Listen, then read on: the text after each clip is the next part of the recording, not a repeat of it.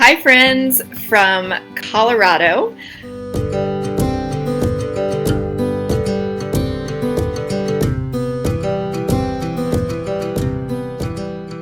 I don't think I've ever been more nervous to do a live stream, but that tells me it's super, super important. And so I'm doing it despite my nerves and my fear, to be honest with you, because I normally shy away from controversy, but I'm really, really passionate about this topic. And so it's important enough for me to be vulnerable and put myself out here and share my heart in the situation. I want you to stop asking permission from your husband or your partner to build your dream, to live the life that you feel called to live. Over the past 5 years, I have talked to hundreds of women who have told me that their husbands and their partners are not supportive, that they have been working to build their business, but their husbands won't support them. Their husbands won't give them permission to invest. Their husbands won't give them permission to do the thing that they want, whether it's hire a coach, put themselves out there, buy a thing, right, that's going to help them grow their business, whatever. And I'm sick of it, because I'm going to give you a really tangible example. And if you all can relate to this, I would love to hear it. Let me know in the comments if you've ever experienced something like this. I had an incredible woman reach out and hop on the phone with me yesterday. She's interested in joining Six Figure Simplicity. And her husband is a super successful entrepreneur with two very expensive, in terms of what's required, inventory, margins, in-person businesses. And she said, I think he would think it's crazy for me to invest in myself in this way. This is a real story, but it's basically like a thing that I hear over and over and over. And I asked her, well, let me ask you a question. Are you supportive of his businesses? She said, yeah. Oh, 100%. They've got two young kids. And basically what I told her is that statistics show that something like 90%, my friend Sarah K. Peck over at Startup Pregnant shared this, something like 90% of the top income earners in the country have a stay-at-home spouse, mostly men, have a stay-at-home spouse who takes care of everything else for them, so that they can just focus on work and being successful. And so I asked her, are you the primary caregiver? Do you manage the house? Do you take care of everything for him so that he can run these two businesses? Are you supportive? She was like, yeah, 100%. To the point where she doesn't have time for herself to build her dream, because it's then, why isn't stuff getting done around the house? Highly, highly capable woman who is in a situation where she said, I don't like that this is our dynamic, but it's what we've created since we've been together. And so I said, okay, you're super supportive of him. Let me ask you a question. What if you asked him to be a little bit supportive of you? Instead of going to him and asking for permission, what if you said to him, this is important to me. I have supported you in building your dreams. I would love for you to support me in just a very small way, because this is something that I want. Rather than going to your husband or partner and saying something like, what do you think about this? I don't know. Because what happens in that scenario is that your husband or partner will feel like it's their responsibility to make a decision from their mindset, which is normally very different than yours. Unless your partner is somebody who is investing in themselves in personal development and doing the work and all of this, they're likely not going to understand it, because it's not something they would choose for themselves.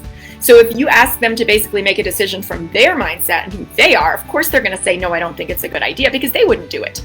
But do you see the difference between asking for support versus permission? Support is, hey, I love you. I've supported you. That's the kind of woman I am. And I would love to give you the opportunity to support me back. This is something that I want. This is something that I need.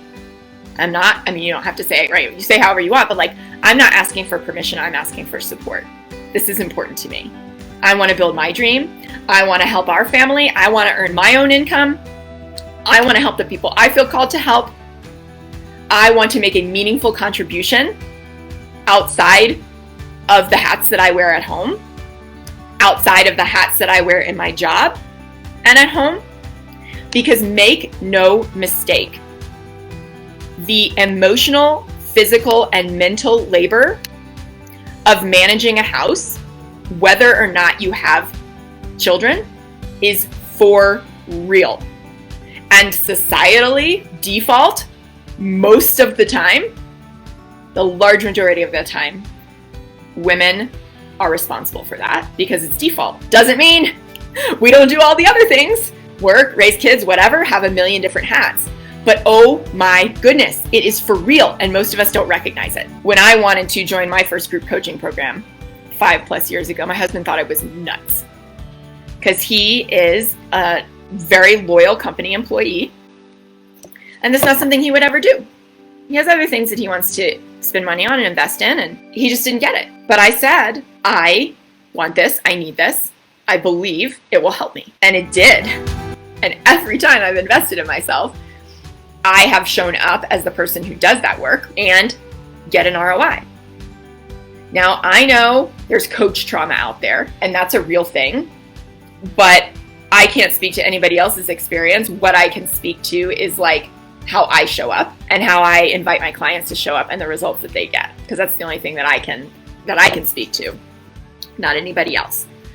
And I'm on a mission to personally end coach trauma by over-delivering. I feel so passionately about this. So I'm in Colorado for a week for the first time that I've been away for more than 2 nights since my over 4+ was born. And it has been incredible. And I've gone to bed at like 6:30 and 7, and I haven't cooked, and I've hiked, and I've got massages, and I have practiced some really radical self-care as my team and I plan for October and Q4. And I've never done anything like this, obviously. And so this is a new level of me showing up for myself and saying what I need, being willing to leave my husband at home with the kids. And he texted me this morning and he said, I'm going to read it to you. All this meal prep, grocery shopping, laundry, do we have enough diapers? All caps, a lot of work. You do so much for us. Thank you. So thank you to my husband for recognizing that. And it's been 4+ years, and I have never given him the opportunity to recognize that for himself because I've been at home taking care of everything. So it took me leaving for a week for him to recognize, oh my gosh, after work, if nothing is thawed, I still have to figure out what the heck I'm gonna do for dinner. I was like, yeah, no wonder, I get anxious in the mornings because I know I'm gonna work, I'm going to run a 6-figure business. I'm going to support my clients. I'm going to support my kids. I'm going to support my husband. I'm going to run this house, right? I'm going to make sure we have groceries. I'm going to make sure we have diapers. Make sure this, make sure that. I was literally ordering diapers on my phone on the way to the airport to come here. I'm sure that you all can relate to this if you are in a relationship. So my challenge for you, my call for you, my heart for you is that you will begin to show up for yourself even 1% more than you currently do, because right now it's very likely that you are showing up for everybody else before yourself. Whether that's your corporate job that you hate, but you still put them first before building your dream business because you have an identity of the person who always over delivers. And now that's a values conflict between your job and your dream business because you are too drained to do anything because you left it all on the table at work rather than just letting it be enough instead of the most overachiever and it's still not enough in your brain. Whether it's allowing yourself to get some additional support at home, which is often the hardest thing for us to give up, but has been a game changer for me. Or whether it's allowing yourself to go, what is it that I need and want? What kind of support is it that I need and want in my business in order to get to that 6-figure level? Is it working with a coach who's going to hold my hand and kick my butt and show me the way? Is it outsourcing some tasks that I hate so that I will keep showing up and serving my clients and I can show up for my family the way that I want to? Where can I ask for support rather than for permission? And the beautiful thing about this is by doing that, you are empowering yourself. You are empowering your partner to support you, even a fraction of a percent as much as you support them.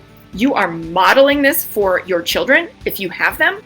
You are modeling this for your friends and family who are probably in similar positions. You are creating a rising tide, my friend, changing the paradigm on modern womanhood and modern motherhood. And that is what I want for you, because if you want to create a 6-figure business and you want it to be part-time and you want it to be easy and fun, and you want to have a life with passion, you're going to need to learn to start allowing yourself to be supported. And allowing yourself to be supported by your partner is a great place to start. I'd love to hear your biggest takeaways and your questions, what this brought up for you. I'm here to help. Let's look for where we can ask for support rather than permission. Cheers with my bone broth. Here's to living your life with passion.